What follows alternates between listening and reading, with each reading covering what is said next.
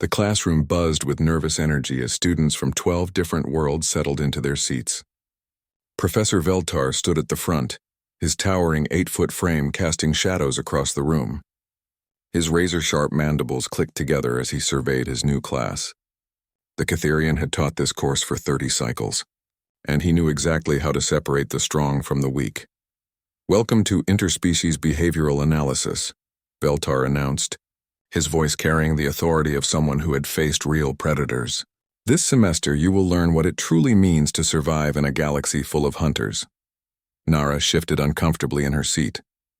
The proud Zephyrian had golden feathers that now stood on end, betraying her anxiety. She glanced around at her classmates, noting the familiar faces from previous terms. Do-hyun sat 2 rows back, his blue skin already showing the pale stress markings common to Trilaxians. Minyo clutched his datapad with 4 hands, while Jiwon's eye stalks retracted slightly at the professor's ominous tone. Then there was the new student. Han Wu sat in the 3rd row, looking completely ordinary. He was human, part of the recent exchange program with the newly contacted colony of New Seoul.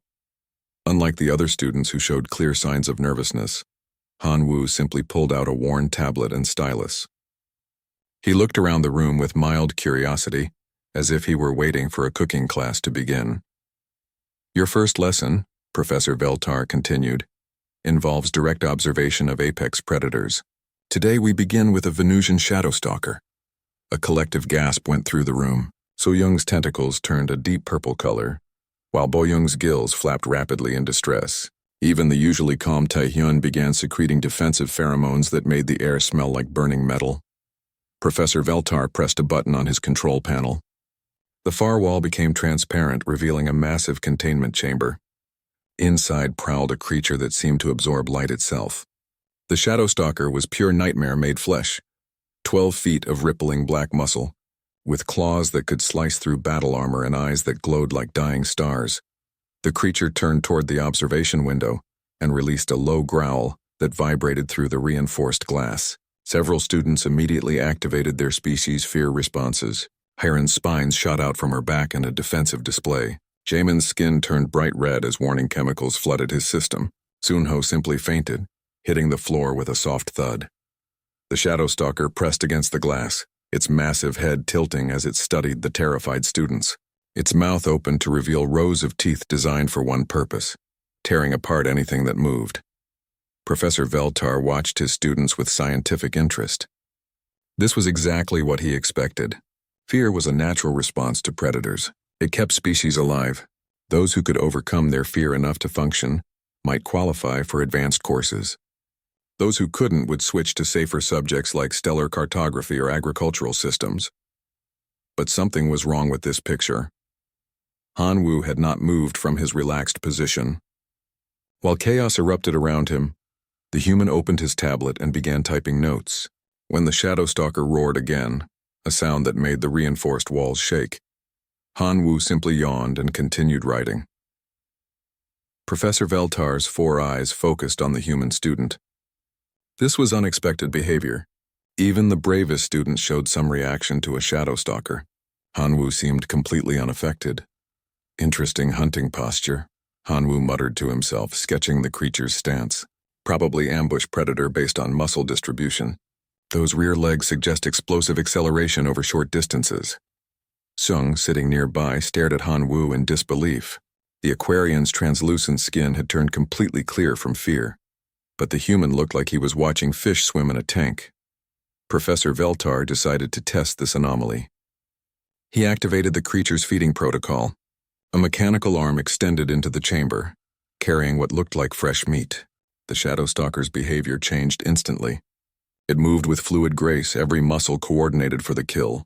The display of predatory efficiency sent waves of terror through the remaining conscious students. Han Wu leaned forward slightly, clearly fascinated. "Oh, that's clever," he said, making more notes. "Uses the initial strike to disorient prey, then those secondary claws finish the job. Very efficient design." The professor could not believe what he was seeing. The human was analyzing the Shadowstalker like it was a study specimen. There was no fear, no defensive response, no survival instinct kicking in, just academic curiosity. Mr. Hanwoo, Professor Veltar called out, his mandibles clicking with confusion. Do you have any questions about what you're observing? Hanwoo looked up from his tablet. Actually, yes. What's its natural habitat like? The muscle structure suggests it evolved in low-gravity environments, but the bone density seems too high for that. Is it originally from a high-gravity world that later colonized low-gravity moons? The entire class turned to stare at the human. Even the students who had been cowering in terror were now watching Hanwoo with amazement. He was asking academic questions about a creature that could kill them all without effort. Professor Veltar found himself answering. The Shadowstalker evolved on Venus Prime, which has variable gravity zones due to its unstable core. They adapted to hunt effectively in both high and low gravity environments. That explains the redundant muscle groups. Hanwoo nodded, making another note. Very adaptable predator. I bet they're successful across multiple planet types. The Shadowstalker had finished its meal and was now pacing the chamber again. Its glowing eyes swept across the observation window, seeming to focus on individual students. When its gaze fell on Hanwoo, the human waved slightly as if greeting a neighbor's dog. Professor Veltar ended the session early. His students filed out in various states of shock and exhaustion. Some needed medical attention. Others would probably drop the course by tomorrow. But Hanwoo remained in his seat, still taking notes. The feeding behavior suggests pack hunting origins, Hanwoo was saying to himself. Probably evolved from smaller group predators before growing large enough for solo hunting. Interesting evolutionary path. Mr. Hanwoo, Professor Veltar approached the human student. Are you experiencing any delayed shock response? Sometimes the fear reaction can be postponed in certain species. Hanwoo looked up with genuine confusion. Fear? Why would I be afraid? It's behind reinforced containment, and this is clearly a controlled educational environment. Besides, it's just an animal. A very well-adapted and impressive animal, but still just an animal. Professor Veltar studied the human for several long moments. In 30 cycles of teaching, he had never encountered a student who reacted to apex predators with such complete calm. It was either the most impressive display of courage he had ever witnessed, or something far more interesting. I'll see you next class, Mr. Hanwoo, the professor said finally. Looking forward to it, Hanwoo replied cheerfully. Will we be studying the hunting patterns of pack predators next? I've read some fascinating papers about coordinated hunting behaviors. As Hanwoo gathered his things and left the classroom, Professor Veltar remained behind, staring at the Shadowstalker. The creature had settled into a resting position, but its eyes continued to track movement in the observation room. The professor made a note in his own files. The human student would require further observation. Either Hanwoo was the bravest being he had ever encountered, or humans were something entirely different from what the galaxy expected. Either way, Professor Veltar was very interested to see what would happen next. Word spread quickly through the academy about the human who didn't fear predators. By the next morning, students from other classes were stopping by to get a look at Hanwoo. Most expected to see some kind of massive, intimidating creature. Instead, they found an ordinary-looking human eating breakfast and reading research papers on his tablet. Boyoung was not impressed. The senior Aquarian student had been at the academy for 3 years, earning top marks in xenobiology and predator studies. She had faced down creatures that sent military veterans running for cover. The idea that some newcomer could show no fear at all seemed impossible. He's faking it, Boyoung told her study group during lunch. No species evolves without fear responses. It's biologically impossible. He's just putting on an act to impress the professors. Jihu nodded in agreement. The young student had barely passed the Shadowstalker test himself, spending the rest of the day in medical recovering from stress-induced seizures. Maybe humans use some kind of chemical to block fear, like a drug or something? Or maybe they're just too stupid to understand danger, suggested Chanwoo, still bitter about embarrassing himself in front of the class. Boyoung made a decision. I'm going to prove he's faking. There are ways to arrange additional predator encounters outside of regular class time. Research privileges, you know.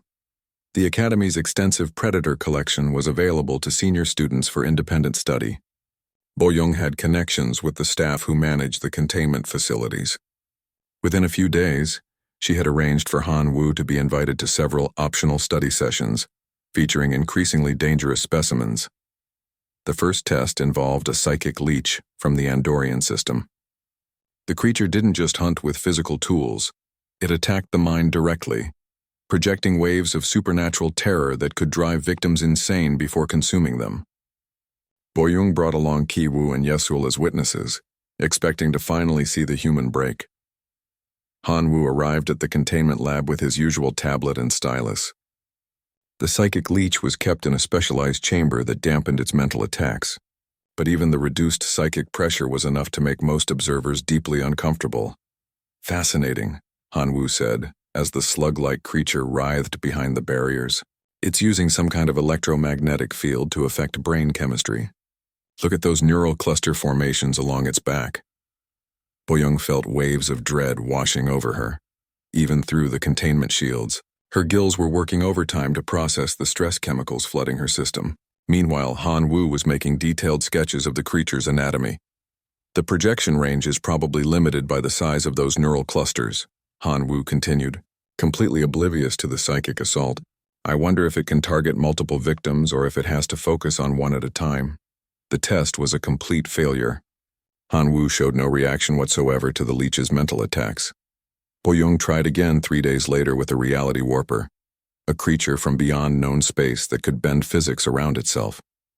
Just looking at it was supposed to cause existential terror as observers realized the fundamental laws of reality were negotiable. Hanwoo watched the creature phase in and out of visible dimensions with obvious delight. "Oh, that's brilliant," he said, taking notes rapidly. "It's not actually changing reality, it's just moving through dimensional layers faster than our eyes can track. Like a very advanced form of camouflage." By the fourth unauthorized test, Boyoung was getting desperate. She arranged for Hanwoo to observe a crystalline bear during its feeding cycle. The massive creature could produce sonic roars that literally liquefied internal organs. Even experienced researchers viewed crystalline bears from extreme distances using remote cameras. The study session was held in a reinforced observation bunker, 50 meters from the creature's habitat. Boyoung invited Taehyun and several other students, expecting the bear's roar to finally prove that humans weren't immune to fear. The crystalline bear was 12 feet tall and covered in mineral growths that amplified its vocalizations. When it roared, the sound waves were powerful enough to shatter stone. The observation bunker shook like it was caught in an earthquake. Taehyun immediately collapsed, his nervous system overloaded by the sonic assault. Hyerin and Jaemin fled the observation deck entirely, their species' survival instincts overpowering their academic curiosity. Boyoung herself felt her bones vibrating painfully from the creature's vocalizations.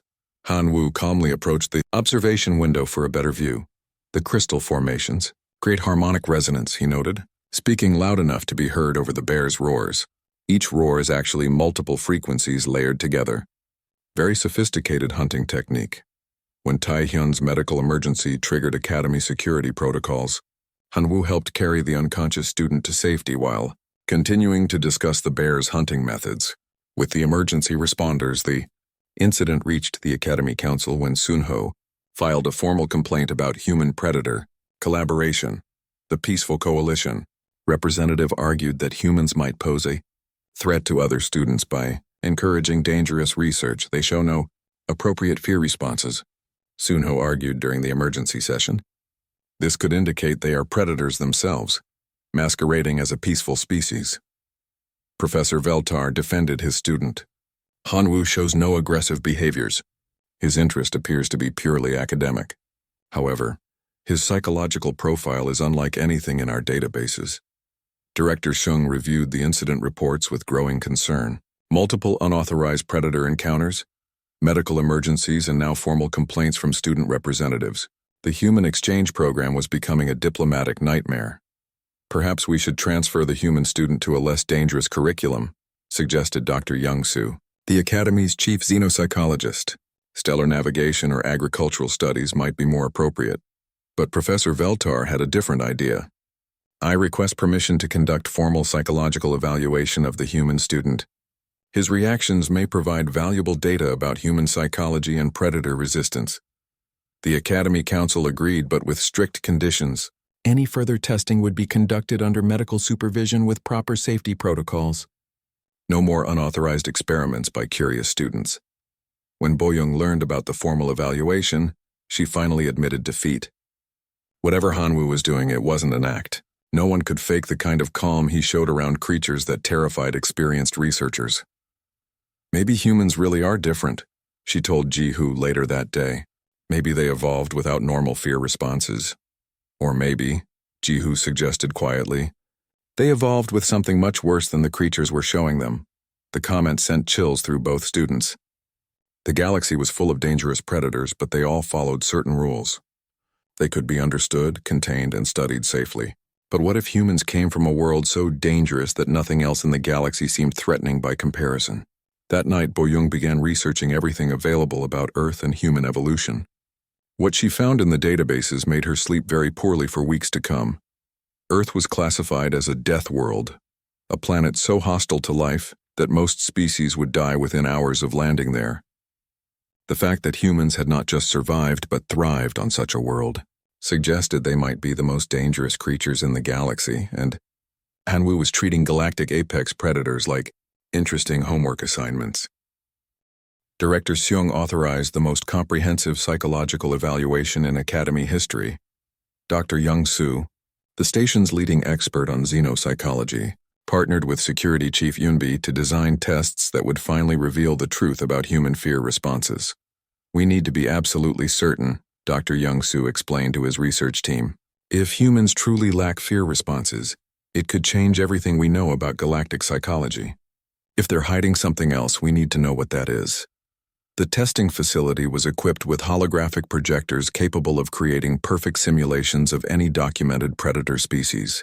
Security Chief Yoonbi had programmed scenarios featuring every super predator.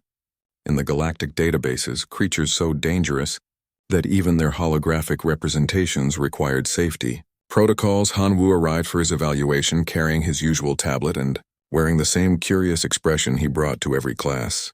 Ji-hoo had volunteered to monitor the sessions, convinced that advanced testing would finally break through whatever defenses the human was using. We'll start with baseline measurements, Dr. Young-soo explained, attaching sensors to Hanwoo's arms and temples. These will monitor your heart rate, brain activity, and stress hormone levels during exposure to various stimuli. The first test involved a holographic void serpent, a creature from deep space that could phase through solid matter and existed partially outside normal reality. The simulation filled the testing chamber with a writhing mass of impossible geometry that hurt to look at directly. Ji-hoo watched the monitoring screens with fascination. Most species showed immediate spikes in stress indicators when exposed to void serpent imagery. Some experienced complete psychological breakdown just from looking at recordings of the creatures. Hanwoo's readings remained completely stable. His heart rate didn't increase. His brain showed normal patterns of curiosity and concentration. His stress hormones actually decreased slightly as if he were relaxing. Remarkable, Hanwoo said, walking closer to the holographic serpent. It's using quantum displacement to exist in multiple dimensional states simultaneously. The visual distortion is just our brains trying to process something that doesn't follow normal physics. Dr. Young-soo tried increasingly extreme scenarios. He projected a nightmare stalker from the outer rim, a creature that drove entire colonies insane with telepathic horror. Hanwoo took notes on its movement patterns. He showed Hanwoo a bone melter, whose very presence caused calcium structures to dissolve. The human asked questions about the biochemical mechanism involved. Perhaps we need physical proximity, Security Chief Yoonbi suggested. Holograms might not trigger appropriate responses. Dr. Young-soo hesitated. Exposing students to real super predators was extremely dangerous, even with full containment protocols. But the human's complete immunity to simulated threats was scientifically impossible. 3 hours into testing, an emergency alarm interrupted the evaluation. A real containment breach had occurred in Research Lab 7, Minji's research specimen, a phase shifting. Nightmare Wolf had escaped its containment and was loose in the Academy's ventilation system. Security teams scrambled to evacuate the affected sections. Nightmare wolves were apex predators capable of moving through solid matter and attacking from multiple dimensions simultaneously. Protocol required complete evacuation until specialized containment teams could arrive from the nearest military base. All students report to emergency evacuation points. Security Chief Yoonbi announced over the station's communication system. This is not a drill.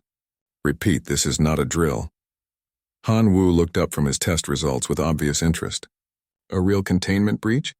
Can I observe the recovery operation? This could be incredibly valuable for understanding predator behavior in unfamiliar environments. Dr. Young-Soo stared at the human in disbelief. Mr. Han Wu, that creature can kill you in dozens of different ways. We need to evacuate you immediately. But think of the research opportunity, Han Wu protested. When will we get another chance to study an apex predator's adaptation strategies in real time? Security Chief Yunbi was coordinating evacuation procedures when Han Wu approached her command station. I'd like to volunteer for the recovery team, he said calmly. Absolutely not, Yunbi replied without looking up from her screens. You're a student, not trained security personnel. I've been studying predator behavior all semester, Han Wu pointed out. I might be able to help track its movement patterns. Before anyone could stop him, Han Wu had accessed the Academy's schematic displays and was studying the ventilation system layout. Look, if it's a phase-shifting predator, it will prefer routes that offer multiple escape options. These main corridors are too exposed. It's probably moving through the smaller maintenance tunnels. Security forces Kyung and Cheung had been tracking the creature using military-grade sensors, but the Nightmare Wolf's phase-shifting abilities made it nearly impossible to locate accurately. Their equipment kept showing contradictory readings as the creature moved between dimensional layers. Sir, Kyung reported to Security Chief Unbi, we're getting false positives throughout Section C. The creature's dimensional displacement is interfering with our sensors. Han Wu studied the sensor data on nearby displays. The interference pattern isn't random, he observed. It's moving in a spiral pattern, probably searching for an exit route back to familiar territory. If you check the thermal readings from 3 minutes ago, he traced a path on the schematic display, showing how the creature's movement followed a logical search pattern rather than random flight behavior. Here, Han Wu pointed to a maintenance junction. It's probably here now, trying to figure out how to get back to Research Lab 7. Nightmare wolves are territorial. It wants to return to its established den area. Security Chief Yunbi looked at the predicted location, then at her tactical displays. The human's analysis made more sense than their sensor readings. Team 3 converge on Maintenance Junction C7, she ordered. Approach with extreme caution. 20 minutes later, the containment team successfully located and recaptured the Nightmare Wolf exactly where Han Wu had predicted. The creature had indeed been trying to find a route back to its research habitat, following predictable territorial instincts despite its exotic abilities. How did you know? Security Chief Yunbi asked Han Wu after the successful operation. Basic animal behavior, Han Wu replied. Phase shifting is just an advanced form of camouflage. Underneath the exotic abilities, it's still a territorial predator with predictable instincts. You just have to think about what it wants to accomplish. Dr. Young-Soo reviewed the incident reports with amazement.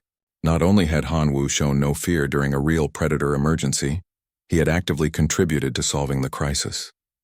His analysis of the creature's behavior had been more accurate than sophisticated military sensors. The human's psychological profile is unlike anything in our databases. Dr. Young-Soo reported to Director Seong. He shows no measurable fear response to any stimulus we've tested. More importantly, he appears to understand predator psychology at an intuitive level. Is he dangerous? Director Seong asked. Not in any conventional sense, Dr. Young-Soo replied. But humans may represent something entirely new in galactic psychology. They don't just lack appropriate fear responses. They seem to view predators as intellectual, puzzles to be solved, the successful containment, breach recovery established, Han Wu's reputation throughout the Academy. He was either the bravest being in known space or something far more interesting. Students began approaching him for advice on predator studies, while faculty members started consulting him about research projects. But Dr. Young-Soo remained concerned. If humans truly viewed galactic superpredators as manageable problems, what kind of world had they evolved on? What threats had they faced that made creatures like nightmare wolves seem ordinary?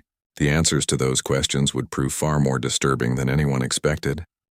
Professor Veltar called Han Wu to his office 3 days after the containment breach incident. The meeting was scheduled for late evening when most students were in their dormitories.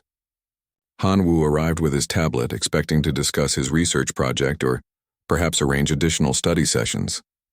Sit down. Mr. Han Wu, Professor Veltar said, his mandibles clicking thoughtfully. There are things about this academy that you need to understand. The professor's office was lined with trophies from his hunting expeditions. Claws, teeth, and crystalline formations from some of the galaxy's most dangerous predators. But tonight the display seemed less like boasts and more like warnings. This course isn't just about education, Professor Veltar began. The academy serves as a screening ground for the Galactic Defense Initiative. We identify individuals capable of facing threats that would paralyze entire military units. Han Wu looked up from his note-taking with interest. You mean like a recruitment program? More than that, Professor Veltar replied. Some threats in this galaxy cannot be fought with conventional weapons. They require beings who can function when others would collapse from pure terror. The professor activated his desk display, showing images that made Han Wu lean forward with curiosity rather than fear. Cosmic horrors that had driven entire civilizations insane. Planet-killing entities that existed partially outside normal space-time. Predators so advanced that they harvested entire species for purposes beyond mortal understanding. The Trilaxian Empire fell to panic when they encountered the Singing Dark, Professor Veltar explained. Billions died not from violence but from psychological collapse. The Zephyrian colonies were abandoned after first contact with the Hollow Kings. Entire worlds, empty because their populations couldn't handle the existential terror. Han Wu studied the images with his usual analytical approach.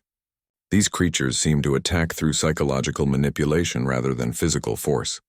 That's actually quite efficient from an evolutionary standpoint. Professor Veltar's four eyes focused on the human with something approaching amazement. Mr. Han Wu, those images have caused mental breakdown in military veterans. You're taking notes? Well, yes, Han Wu replied. The data is fascinating. This one appears to use quantum entanglement for telepathic projection, and this creature seems to exist in multiple dimensional states simultaneously. The applications for theoretical physics alone. Before Professor Veltar could respond, emergency alarms began blaring throughout the academy. Red lights flashed in the corridors as automated systems announced a code black emergency, the highest threat level possible. All personnel report to emergency stations. The Academy's AI announced. Long-range sensors have detected an incoming entropy swarm. Evacuation protocols are now in effect. Professor Veltar's mandibles went completely still. In 30 cycles of teaching, he had never heard those words. Entropy swarms were theoretical threats, cosmic horrors so dangerous that merely detecting one was cause for system-wide evacuation. We need to get you to the evacuation ships, Professor Veltar said, standing quickly. An entropy swarm will drive anyone insane who looks at it directly. Han Wu remained in his chair, pulling up research files on his tablet. Actually, I've read some interesting papers about entropy swarms. The psychological effects are supposedly caused by exposure to pure entropy, the mathematical concept of universal decay made visible. It's never been studied directly because no one has survived the experience. Exactly, Professor Veltar said, grabbing Han Wu's arm, which is why we're evacuating immediately. But this is an incredible research opportunity, Han Wu protested. When will we get another chance to observe an entropy swarm? The data could revolutionize our understanding of cosmic psychology. Professor Veltar stared at the human in disbelief. Students and faculty were running through the corridors in barely controlled panic, preparing to flee a threat that could end civilization itself. And Han Wu wanted to take notes. Heiyun burst into the office without knocking. The graduate student was a former GDI operative who had faced down cosmic horrors as part of her military service. Her face showed the kind of fear that came from personal experience with existential threats. Professor, the evacuation ships are loading now, Heiyun reported. We have maybe 20 minutes before the swarm enters visual range. Mr. Han Wu refuses to evacuate, Professor Veltar explained. He wants to observe the phenomenon for research purposes. Heiyun looked at Han Wu like he had announced plans to juggle antimatter. Sir, you don't understand. Entropy swarms don't just kill people. They erase the concept of existence itself. Looking at one will make you forget that you ever existed in the first place. That's exactly why it needs to be studied, Han Wu replied enthusiastically. If we can understand how they affect consciousness, we might be able to develop countermeasures. Think of the applications for defending against psychic attacks. Throughout the academy, Evacuation procedures continued at emergency pace. Dongyan and his research team were loading critical data onto evacuation ships. Gaol and Wujin joined the stream of students and faculty fleeing toward the spaceport. Even the containment staff were releasing dangerous specimens rather than risk leaving them behind. But in the chaos, a handful of people remained behind. Dr. Young-soo stayed to monitor Han Wu's psychological state during exposure to cosmic horror. Security Chief Yunbi remained to coordinate final evacuation procedures, and Professor Veltar refused to abandon his student no matter how incomprehensible his decision seemed. "Sir," Haeun tried one more time, "the GDI has protocols for dealing with entropy swarms. The entire sector will be quarantined for 50 years. Nothing that sees them survives with intact consciousness." Han Wu looked up from his research files with genuine curiosity. "Has anyone actually tested that?" "All the reports I've read are second-hand accounts from long-range sensors. The actual psychological effects might be completely different from what we assume."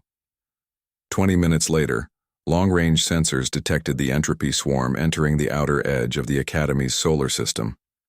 The readings defied description, massive forms that seemed to exist in negative space, consuming not just matter and energy, but the very concept of existence itself. Emergency responder Hajun and Medical Officer Soyeon worked frantically to sedate affected students who had glimpsed the sensor readings. Even indirect exposure through computer displays was causing psychological breakdown. Chanwoo maintained communications with the fleeing evacuation fleet, reporting that some passengers were suffering mental collapse just from knowing the swarm was approaching. In the Academy's primary observation deck, Han Wu sat calmly at the main telescope controls, making final adjustments for optimal viewing. His tablet was ready to record everything he observed. Dr. Young-soo monitored his vital signs, expecting to document the first recorded human response to cosmic horror. "Visual contact in 30 seconds, Dr. Young-soo announced, his voice tight with professional curiosity and personal terror.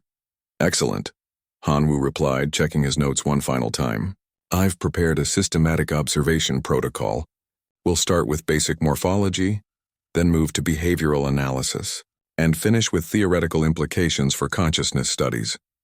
Professor Veltar watched his student with something approaching awe. The human was treating the galaxy's most feared cosmic horror like a particularly interesting homework assignment. The entropy swarm came into visual range, and reality itself seemed to recoil from their presence. The entropy swarm filled the view screen like a living nightmare made of mathematics and despair. They moved through space as concepts rather than creatures, vast forms that seemed to drain meaning from reality itself. Looking at them directly was supposed to cause immediate existential collapse as observers realized that existence was temporary and meaningless. Dr. Young-soo watched Han Wu's vital signs with amazement. Instead of the expected psychological breakdown, the human's readings showed normal curiosity patterns. His heart rate remained steady. His brain activity indicated concentration and analysis rather than terror. "Fascinating," Han Wu said, adjusting the telescope controls for better resolution. "They're not actually destroying matter. They're eliminating the quantum information that defines object existence, like cosmic editors removing mistakes from reality." Professor Veltar felt waves of existential dread washing over him, despite the observation deck's psychological shielding. Even indirect exposure to the swarm was overwhelming his sanity defenses. But Han Wu seemed completely unaffected by their reality-warping presence. "The movement patterns suggest coordinated intelligence," Han Wu continued, taking rapid notes. "They're scanning the system methodically, like they're looking for something specific. This isn't random destruction, it's selective editing." On the evacuation ships, Jisoo and Kiwoo monitored Han Wu's transmissions with growing disbelief. The human was providing real-time analysis of creatures that had never been studied by living observers. His reports were being transmitted directly to GDI headquarters, where xenobiologists were frantically trying to understand data that defied all known physics. "Subject shows no signs of psychological deterioration," Dr. Young-soo reported over secured channels. "The human appears to be treating the entropy swarm as a research subject rather than an existential threat." The swarm had detected the Academy and was moving closer. Their approach caused reality distortions that made the station's structure seem uncertain. Walls flickered between existing and not existing, Gravity became a suggestion rather than a law. Several automated systems shut down as their programming could no longer define basic operational parameters. Han Wu made more adjustments to his instruments, trying to get better readings on the phenomenon. The distortion field has a definite pattern, he observed. It's not chaotic destruction. They're testing reality structures like quality control inspectors checking for defects. Hajun and Soyun had moved to the evacuation ships, but they continued monitoring the Academy's sensors remotely. Most of the remaining automated systems were reporting impossible readings as the swarm's presence warped local spacetime. The psychological effects might be defensive mechanisms, Han Wu transmitted to the evacuation fleet. If these beings evolved to eliminate mistakes in reality, they would need protection against being mistaken for errors themselves. The existential terror could be a warning system. Professor Veltar was barely maintaining consciousness despite the observation deck's advanced shielding. The swarm's proximity was overwhelming every psychological defense his species had evolved. But somehow Han Wu remained completely functional. "Mr. Han Wu," Professor Veltar managed to say, "how are you not affected by this?" Han Wu looked up from his instruments with genuine confusion. Affected by what? They're just very advanced entities performing cosmic maintenance. It's actually quite impressive from an engineering perspective. The entropy swarm had reached visual range of the Academy itself. Their forms defied description, geometries that existed in negative space, movements that preceded their own causation, patterns that made mathematics cry. Direct observation should have caused immediate madness. Instead, Han Wu leaned forward for a better view. "Oh, that's clever," he said admiringly. "They exist in quantum superposition until they need to interact with normal space-time. Like cosmic ghosts that only become real when they're working." Dr. Youngsu was documenting the most impossible psychological profile in galactic history. According to every theory of cosmic horror response, Han Wu should have dissolved into gibbering madness within seconds of exposure. Instead, his readings indicated fascination and professional admiration. Then something unprecedented happened. The entropy swarm stopped moving toward the Academy. Their reality-warping forms seemed to pause in space as if reconsidering their approach. For several long minutes they remained motionless while cosmic forces beyond understanding evaluated the situation.